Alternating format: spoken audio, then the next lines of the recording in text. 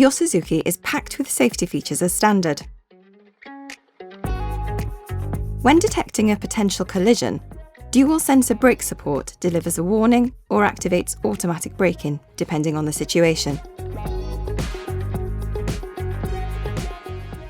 If your car departs a lane without you indicating, the steering wheel vibrates and a warning light appears.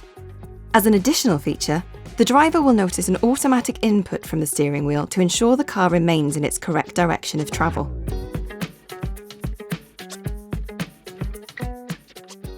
Your Suzuki's monocular camera can detect traffic signs, such as speed limits, and shows the sign on the multi-information display.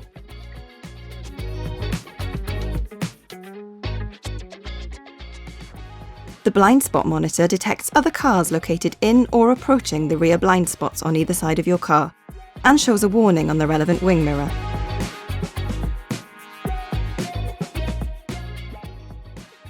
Rear crossing traffic alert helps avoid collisions when reversing out of parking spaces by showing a warning on the relevant wing mirror.